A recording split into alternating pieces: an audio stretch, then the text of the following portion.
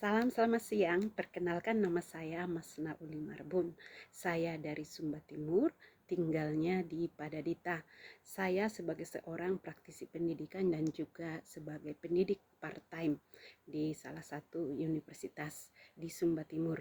Adapun beberapa pengalaman saya sebagai seorang yang terlibat dalam pengabdian masyarakat, yang pertama adalah dalam program Save Teacher dan Save Children. Jadi di dalam program ini dari 2013 sampai dengan 2023 kami melakukan pendampingan kepada guru-guru yang mana mereka belum memenuhi syarat kriteria sebagai seorang pendidik, yakni harus sarjana. Melalui program ini mereka mendapatkan 2 program, satu berkuliah di UT dan satunya mereka melakukan kuliah web conference, yakni belajar tentang keterampilan abad 21.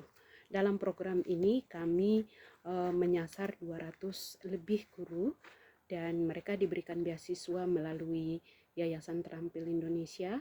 Kami sebagai pendamping, sebagai fasilitator memfasilitasi mereka dalam proses pembelajaran, web conference-nya juga pendampingan secara karakter, secara spiritual. Juga kami mendorong mereka untuk tetap berperan sebagai seorang pendidik yang menerapkan keterampilan abad 21.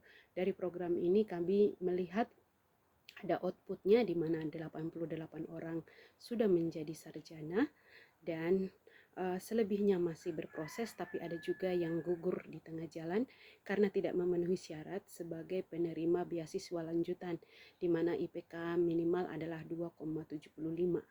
Dalam kondisi ketidakmampuan mereka, sebagian besar kami mendukung mereka mencarikan sumber lain, beasiswa lain.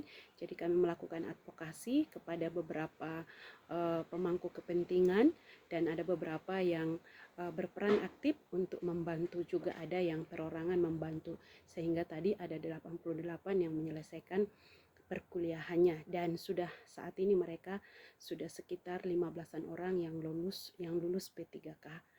Dan yang berikut, saya juga terlibat di dalam program pengembangan keuangan dari petani rumput laut, di mana program ini disebut dengan Promise Impact 2. Di Promise Impact 2 ini kami menyasar petani rumput laut di Kali Uda, di mana mereka memiliki penghasilan yakni dari rumput laut, namun dari segi penghasilan yang sebenarnya cukup besar, mereka belum mampu mengelola keuangan.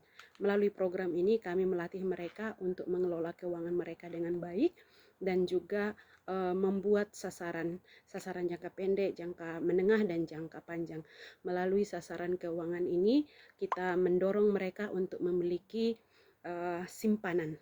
Semua wajib menyimpan dengan harapan nantinya setiap anak itu beroleh pendidikan, karena salah satu kendala di Sumba Timur adalah setiap peserta, setiap setiap anak itu sering sekali tidak mendapat hak pendidikan karena orang tua masih terikat dengan adat istiadat. Jadi dalam proses ini kami membantu juga memfasilitasi para petani rumput laut untuk mereka membuat catatan keuangannya, menganggarkan dan merencanakan pendidikan masa depan, juga merencanakan hal-hal lain yang terkait dengan sasaran keuangan mereka.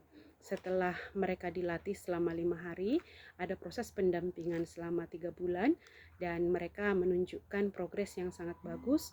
Dan hari ini setelah selesai program ini kami mendapatkan informasi bahwa sebagian besar mereka sudah memiliki tabungan dan tidak lagi mengalami depresi akan keuangan karena mereka sudah bisa mengaturnya dengan baik. Dan yang berikut adalah program untuk membuka akses pendidikan di pelosok-pelosok. Ini kami lakukan bersama dengan Yayasan Ajar Manu, di mana saya juga sebagai pengurus di Yayasan Ajar Manu. Kami membuka akses pendidikan anak usia dini di kampung-kampung, di pelosok-pelosok dengan cara bermitra dengan para pemuda yang ada di desa. Pemuda-pemuda yang ada di desa yang tidak mendapatkan pekerjaan, kami rekrut untuk mereka boleh menjadi guru. Lalu mereka yang masih otodidak, yang belum punya pengalaman sebagai seorang guru, kami melatih mereka dan juga mendampingi mereka dalam proses pembelajarannya. Selanjutnya, selain kita merintis PAUD, kita juga melakukan peningkatan kualitas dari sumber daya guru sendiri gitu ya. Jadi keterampilan mengajar, terus pembuatan kurikulum. Selain itu juga kami mendorong untuk mereka menyelesaikan administrasi di PAUD, di mana administrasi tersebut ini berupa surat izin operasional dan pada akhirnya mereka mendapatkan nomor pokok sekolah nasionalnya sehingga mereka bisa dapodik.